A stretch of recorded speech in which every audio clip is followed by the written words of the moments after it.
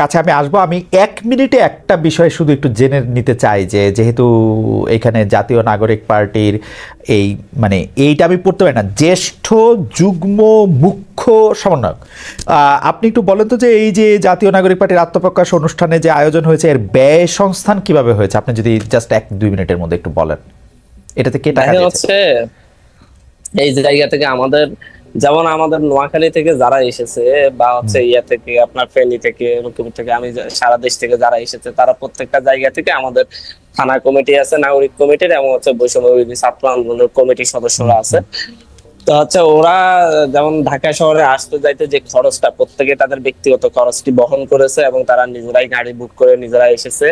সাধারণ মানুষও অনেক এসেছে, তারাও হচ্ছে নিজ নিজ জায়গা থেকে এসেছে। আপনারা হয়তো ভিডিওতে দেখেছেন যে হচ্ছে নাতিকে কাঁধে নিয়ে দাদা এসেছে, ছেলেকে সাথে নিয়ে বাবা এসেছে, এরকম ভাবেই মূলত হচ্ছে মানুষগুলো এসেছে। তবে হচ্ছে মঞ্চ আশপাশে জনাব আব্দুল আহমদ মাসুদ, এই কথাটা আমার না, কিন্তু আমাদের দর্শকদের মধ্যে অনেকেই এটি বলছেন যে এইটা পবিত্র রমজান মাস।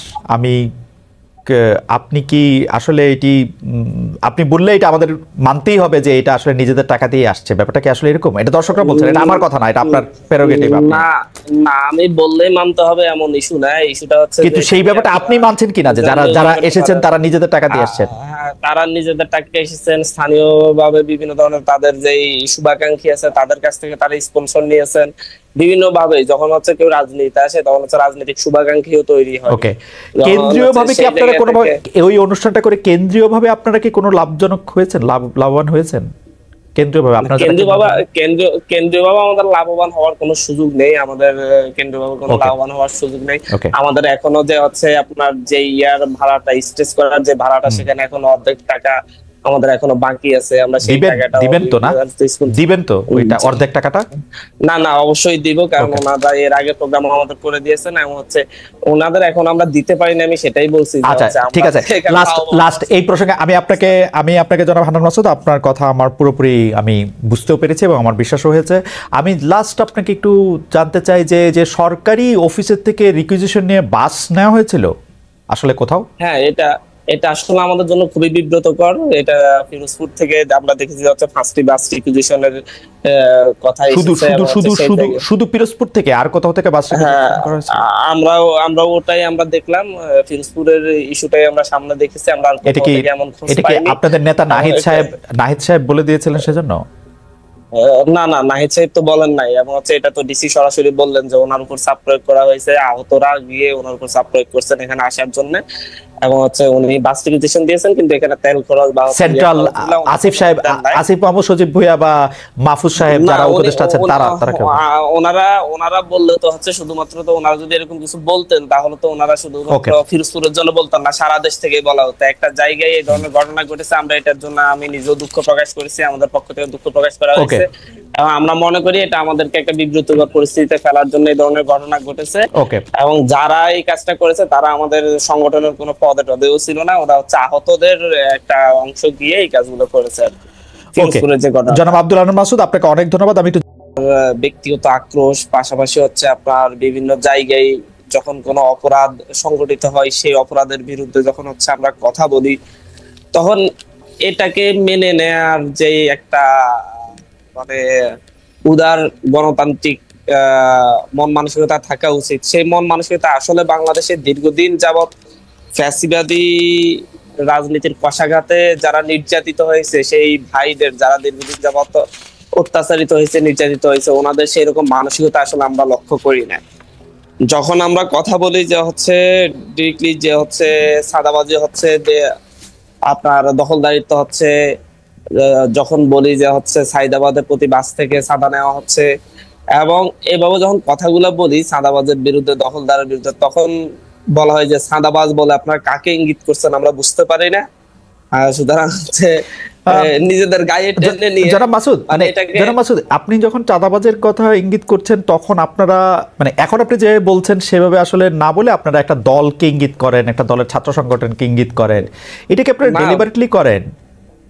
বিষয়টা হচ্ছে যে আপনি যদি এটাকে লক্ষ্য করেন যে বাংলাদেশের 95% সাদাবাজি হয় যে হচ্ছে একটি নির্দিষ্ট দলের নেতা কর্মীদের দ্বারাই সংগঠিত হচ্ছে, এবং সেই ক্ষেত্রে ওনাদের নেতৃত্ব যারা হচ্ছে একটা আগামী বাংলাদেশকে একটি সুন্দর স্বচ্ছ দেখতে চাচ্ছেন, তারা এটার প্রতিবাদও করছেন। যেমন রুমিন ফারহান আপু একদিন যে সরাসরি উনি টক শোতে বলেছেন যে হচ্ছে কি প্রক্রিয়ায় চাঁদাবাজি গুলো হচ্ছে এবং হচ্ছে কি ওনারা বিরোধিতা করেও পারছেন না। আমার কাছে আরেকজন এমপি বললেন যে হচ্ছে আমি যখন চাঁদাবাজি দখলদারিত্বের বিরুদ্ধে কথা বলি, যখন তাদেরকে শাসন করি, তখন ওরা অন্য একটি গ্রুপে উঠে যায়। এটা হচ্ছে বাস্তবতা। জনাব মাসুদ, আমি এই প্রসঙ্গে বলি যে আমি কিন্তু বিএনপির ভারপ্রাপ্ত ভাইস চেয়ারম্যানকে এই চাঁদাবাজির এগেইনস্টে কথা বলতে শুনেছি, শুধু ব্যারিস্টার রুমিন ফারহানাকে না। উনি স্পষ্ট বলেছেন, ওনারা সরাসরি সেন্ট্রাল থেকে দীর্ঘ চেষ্টা করতেছেন, ওনারা ওনাদের জায়গা থেকে ভালোভাবে এটাকে হ্যান্ডেল করার চেষ্টা করতেছেন, কিন্তু বাস্তব হচ্ছে তৃণমূল পর্যায়ে এতটাই মানে হচ্ছে নিয়ন্ত্রণের বাইরে যে যেটা ওনারা পারছেন না আসলে। যেমন ধরুন হচ্ছে একটা জায়গায় আপনি চাঁদাবাজি দখলদারিত্বের কারণে একজনকে সাসপেন্ড করলেন, সাসপেন্ড করার পর তাকে যদি পুলিশ অ্যারেস্ট করতে যায়, তখন হচ্ছে সেই জায়গার অন্য বড় নেতাগুলা হচ্ছে তখন পুলিশকে ডিরেক্টলি হামলার হুমকি দেয়, থানা ঘেরাওয়ের হুমকি দেয় এবং ফোন দিয়ে ধমকা ধমকি করে যে হচ্ছে ওর বিরুদ্ধে মামলা নেওয়া যাবে না, ওর বিরুদ্ধে অভিযোগ নেওয়া যাবে না, ও আমাদের লোক। তো বাস্তবতা হচ্ছে আপনি যে জাস্ট ওনারা ইয়েটাই করেন, এই সাসপেন্ডটাই করেন, কিন্তু পরবর্তীতে প্রশাসনও সাহস পায় না ওনাদের অন্য নেতাদের। আচ্ছা জনাব মাসুদ, আপনার এই বিষয়ে আপনার বক্তব্য পরিষ্কার। আমরা শুধু ওই যে রকম প্রশ্নটি করেছিলাম সেটাকে আপনি প্রশ্ন করে রাখি যে আমরা আসলে যেটাকে আমরা শো অফ বলি, সেইটার ক্ষেত্রেও একটি প্রশ্ন তুলে আপনাকে করতে হয় যে আমরা কিন্তু কয়েকদিন আগে দেখেছি যে ঢাকা বিশ্ববিদ্যালয়, প্রাইভেট বিশ্ববিদ্যালয়ের ছাত্রছাত্রীরা গিয়ে আপনাদের অনুষ্ঠানেই বা আপনারা ছিলেন সেখানে, তারা অভিযোগ করেছে যে তারা মার খেয়েছে। গতকাল বা তার আগের দিন আমরা দেখেছি যে জনাব সার্জিস আলম, আপনাদের শীর্ষ নেতাদের একজন, তিনি গিয়েছেন বসুন্ধরা এলাকায় এবং বসুন্ধরা এলাকায় গিয়ে আমরা দেখেছি যে অতি অকারণেই সেখানে মারধরের মধ্যে যেতে, পরে আবার স্ট্যাটাস দিয়ে আমরা দেখেছি যে ছাত্রদলের নেতা বা কথিত নেতার বিরুদ্ধে মামলা করতে, মানে কথিত বলতে আমি বোঝাচ্ছি যে অত শীর্ষ নেতাও না, ছাত্রদল করে সেজন্য মামলা করতে। এইসব ব্যাপারগুলি কি আপনারা দেখেন? মানে এইটা কি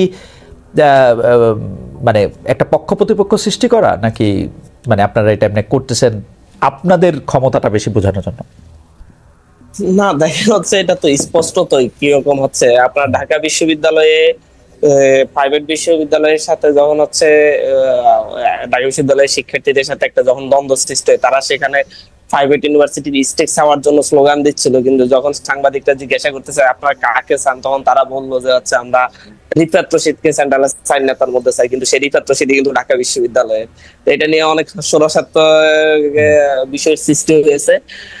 এই জায়গাগুলো হচ্ছে আসলে প্রাইভেট বিশ্ববিদ্যালয়ের মেইন 8টা পোস্টের মধ্যে ছাত্র সংগঠন যেটা ওরা করেছিল, সেই ছাত্র সংগঠনের মেইন 8টা পোস্টের মধ্যে 3টা পোস্টই হচ্ছে প্রাইভেট বিশ্ববিদ্যালয়ের শিক্ষার্থীরা হোল্ড করছে।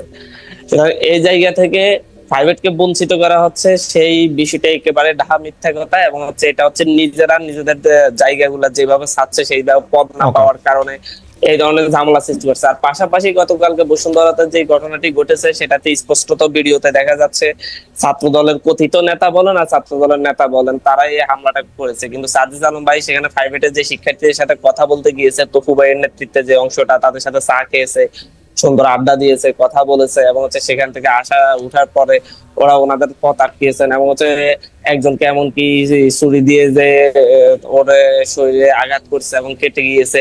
এই স্পষ্টত এগুলা দেখা গিয়েছে। এখন যিনি আসলে আহত হয়েছেন তিনি তো মানে তিনি তো কার দ্বারা আহত হয়েছেন? আপনাদের লোকরাই তো তাকে আহত করেছে, তাই না? না, তিনি তো ছাত্র দলের যারা আক্রমণ করেছে তাদের দ্বারা আহত হয়েছেন এবং হচ্ছে ওনার বন্ধু হচ্ছে তফু ভাই সরাসরি এটা ভিডিওতে বলেছেন যে হচ্ছে কি হয়েছে এবং উনি এটার বিরুদ্ধে ছাত্র দলের বিরুদ্ধে উনি নিজে একটা লাইভও করেছেন। এটা হয়তো আপনার চোখে পড়েছে কিনা জানি না।